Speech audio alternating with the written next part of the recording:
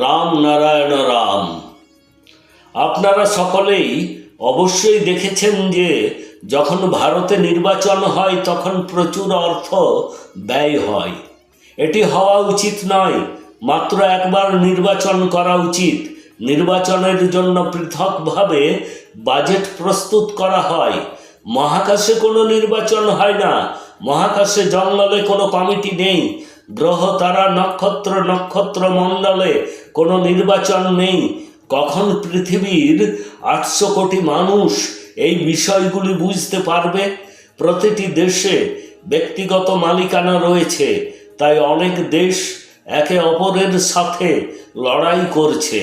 সমস্ত দেশ নিজেকে বড় বলে প্রমাণ করতে চায়। পৃথিবীতে এমন কোনো রাজা নেই যিনি বলেছেন যে ব্যক্তিগত মালিকানা পৃথিবীতে থাকা উচিত নয়।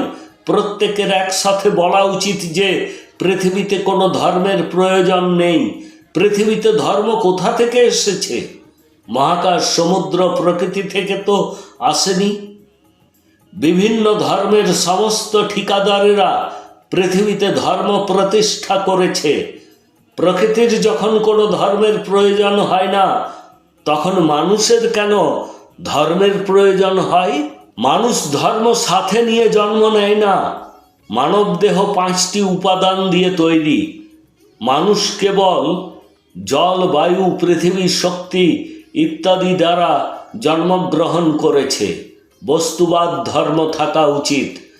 যদি একজন ঈশ্বরই পৃথিবীতে যথেষ্ট হন, তবে বাকি ধর্মের দেবতা ও ভগবানের কি প্রয়োজন?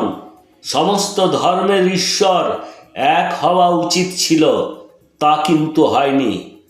যদি পৃথিবীতে ব্যক্তিগত মালিকানা না থাকে, তবে পৃথিবীতে চোরও থাকবে না। যতক্ষণ না মানুষ মনুষ্য নির্মিত ধর্ম, মনুষ্য নির্মিত বর্ণ, জাতপাতকে বর্জন করবে, ততক্ষণ পৃথিবীর কল্যাণ হতে পারে না। যদি কংগ্রেস দেশ থেকে ব্যক্তিগত মালিকানা অপসারণের উদ্যোগ নেয়, তবে সন্তান দল তাকে সমর্থন করবে। মানুষের মৃত্যুর পরে তার সব কিছু পৃথিবীতে থেকে যাবে। মহাকাশ প্রতিটি মানুষকে পৃথিবীতে তাদের জন্মগত অধিকার সহ প্রেরণ করেছে। যদি মানুষ তার জীবনে রাম নারায়ণ রাম জপ করে, তবে সকলের জন্য সব কিছু ঠিক হবে। ভবিষ্যৎ জীবনে আপনার কোনো সমস্যা হবে না।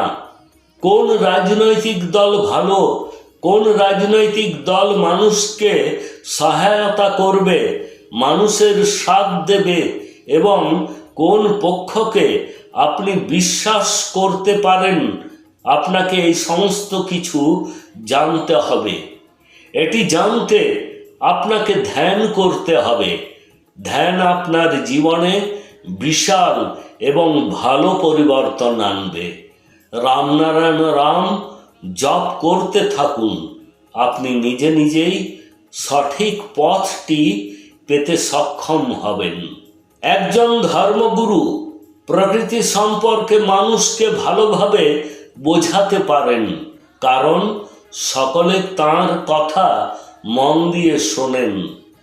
গাছপালার অভ্যন্তরেও জীবন রয়েছে, তাদের ভিতরেও একটি মন রয়েছে, তাদেরও ক্ষুধা ও তৃষ্ণা রয়েছে।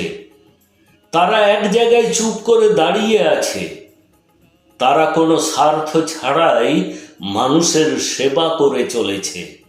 তবুও মানুষ তাদের বুঝতে পারে না। মানবদেহ পৃথিবীরই একটি অংশ।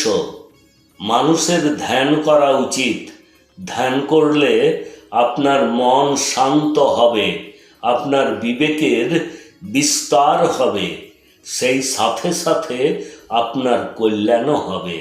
আপনাকে সর্বদা রামনারায়ণ রাম জপ করতে হবে।